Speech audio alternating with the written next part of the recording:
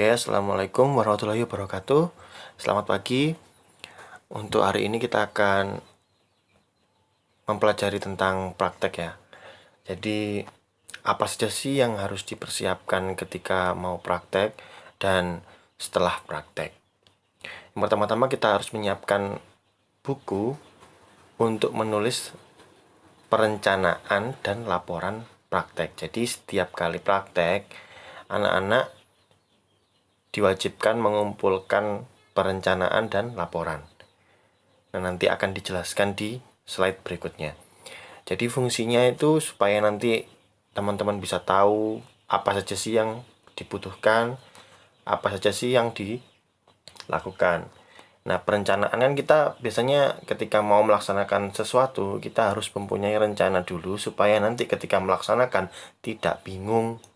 Jadi dari mulai kegiatannya apa, waktunya berapa menit, begitu juga mau belanja apa, kira-kira harganya berapa, terus jatuhnya kena harga berapa, gitu kan nanti perlu diketahui. Jadi insya Allah dengan praktek nanti anak-anak sudah bisa mengetahui, oh ini apa saja sih dalam makanan ini, harganya berapa. Nah, ketika dijual nanti ketemu berapa. Nah, itu nanti insya Allah anak-anak bakal tahu ketika sudah praktek. Jadi diharapkan dan sungguh-sungguh ketika praktek boleh meminta bantuan, tapi bukan berarti dibuatkan ya. Harus tetap siswa mengetahui lah, paham apa saja yang dilakukan kayak gitu. Jadi tidak dibuatkan. Kalau dibuatkan nanti sayang banget tidak dapat apa-apa. Malah yang pinter yang buatkan gitu. Ini kan memang tujuannya biar siswanya yang pinter. Nah, ini yang pertama ini ada perencanaan resep. Resep ini nanti misalnya gini, ini kan kue timpan dari Aceh. Nah, itu nanti resepnya apa, bahannya apa, cara membuatnya bagaimana. Nah, seperti itu. Dan nanti di kolom pertama di atas tuh tertulis perencanaan praktek tata boga, kelas apa, dan madrasahnya namanya apa. Nah, itu tadi sebagai contoh punya bapak dulu, ini punya temannya bapak dulu di Universitas Negeri Malang. Jadi nanti anak-anak bikin sendiri, bertuliskan laporan praktek tata boga, kelas apa, kemudian sekolahnya di mana, madrasahnya namanya apa. Nah, itu nanti biar gampang, sama sekali dikasih tanggal dan dikasih nama. Misalnya ya namanya Dita Agustina. Nah, ini teknik pengolahannya ini kemarin kan sudah diajari, sudah belajar sendiri-sendiri ya, bukan diajari. Pengolahannya itu menggunakan pengolahan apa? Nah, misalnya dikukus. Oh ya, berarti makanan ini dikukus. Terus kita buat estimasi dari perencanaan ini nanti kira-kira pengerjaannya lamanya berapa. Nah, itu nanti ada di slide selanjutnya. Oke, setelah kita menentukan atau menulis tentang resep dan cara membuat, kemudian kita ada namanya laporan perencanaan kerja. Nah, itu kegiatan yang dilakukan selama anak-anak praktek itu apa saja, jam berapa. Nah, itu wajib karena ketika kita memulai praktek kan kita sudah harus bisa, oh ini nanti kira-kira masak ini butuh waktu segini. Nah, itu harus benar-benar dipersiapkan. Misalnya yang pertama ini kan ada mempersiapkan alat dan bahan. Nah, itu berapa menit. Oke. Kemudian mengolah. Nah, mengolah ini berapa lama waktunya sampai akhirnya selesai evaluasi dan bersih-bersih. Nah, itu benar-benar anak-anak harus tahu supaya tidak melebihi jam. Karena kan kalau misalnya kita sudah tidak daring kan nanti kita di kelas nih. Nah, itu kan tidak boleh melebihi waktu jam pelajaran. Jadi ya diharapkan anak-anak ini paham bagaimana menentukan atau memberi waktu ketika praktek. Nah ini kita praktek di rumah, jadi tetap harus ada waktu. Prakteknya kan insya Allah minggu depan, ya selama jam pelajaran tata boga ini. Nah kayak gitu. Insya Allah tidak akan memakan waktu lama, karena kan kita membuat makanan ya. Misalnya kita membuat makanan untuk pelanggan. Ketika makanan itu kita buat dalam waktu 1 jam, yang belian auto ngamuk dan pulang kan. Nah otomatis membuat makanan itu pasti tidak lebih lama daripada itu, kecuali kalau misalnya membuat rendah atau makanan dengan proses waktu yang lama kayak membuat sayur lodeh gitu kan, itu kan mungkin lama. Tapi kalau makanan-makanan yang sudah bisa dipersiapkan sebelumnya, ya kita memperkecil waktu pengolahan. Jadi kita lama di persiapannya saja. Bisanya seperti itu. Oke. Kemudian setelah perencanaan kegiatan, kita ke rencana alat. Kita kira-kira mau menggunakan alat apa saja. Nah, kemarin kan sudah dipelajari nggih, alat-alat dapur yang ada itu apa saja, sesuai penggunaannya. Nah, itu dituliskan menggunakan alat ini. Saya mau membuat nasi goreng. Alatnya wajan, kompor, sutil, baskom, piring. Nah, ngoten nggih. Itu nanti dijelaskan. Nah, ini ada keterangan itu milik pribadi atau punya lab. Kalau misalkan kita praktek di sekolah.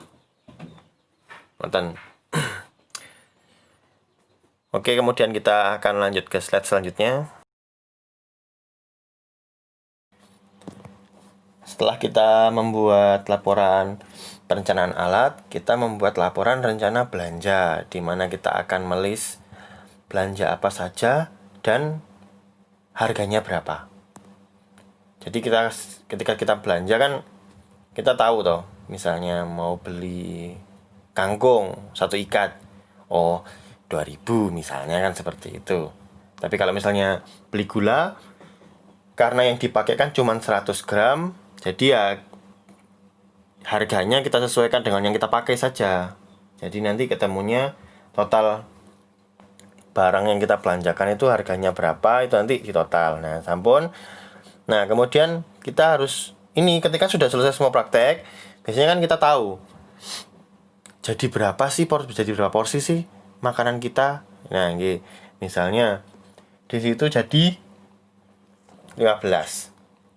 Karena kan ini praktek bikin kue, belanjanya habis 39.000. Nah, mau kita naikkan, maksudnya dinaikkan ini pengen dapat keuntungan berapa persen misalnya gitu nggih. Kalau di restoran umumnya itu 60%. Tapi kalau kita jual-jual yang di pasar gitu ya enggak sampai, mungkin 10-20% saja. Jadi cara menghitung keuntungannya itu dari 100 dibanding 60 dikali harga belanja atau total belanja. Nanti ketemu kan 65.000. Nah, gimana caranya ketemu harga jual per porsi? Ya, dari 65.000 tadi dibagi per porsinya. Misalnya 15 porsi. Nah, akhirnya ketemu satu makanan itu harganya 4.500. Nah, ini ketemu laba kotor nih. Laba kotor itu jadi 65.000 dikurangi 39, ketemunya 26.000. Itu masih kotor. Nah, misalnya kita punya usaha restoran nggih. Akhirnya kita punya pegawai. Nah, kita bisa menghitung upah pegawai. Selain upah pegawai kan nanti itu juga bisa masuk ke pribadi lah, misalnya tenaga kerja kita mau menghargai tenaga kerja kita kurang lebih lah 15% dari laba misalnya.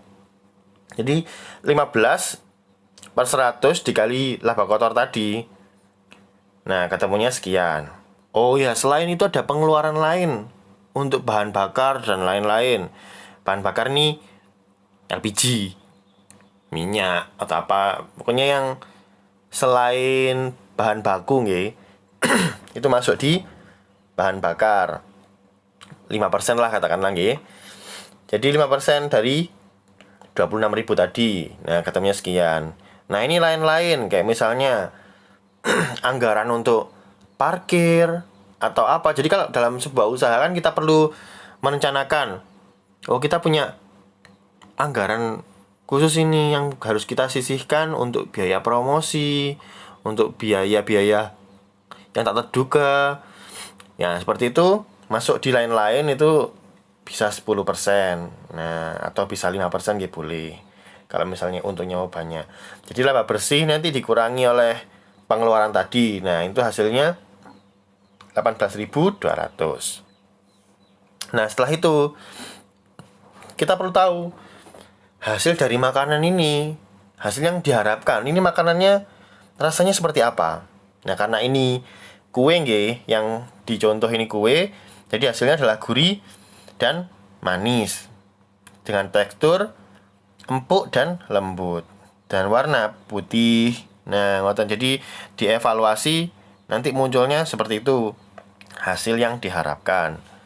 Nah, untuk di slide selanjutnya kita akan bahas soal evaluasi.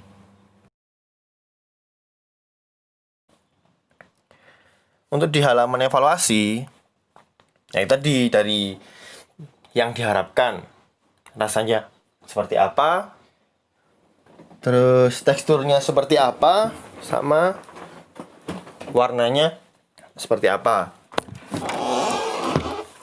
Nah, karena kan kita masih belajar di rumah masing-masing, jadi nanti untuk penilaian akan dilakukan dari siswa.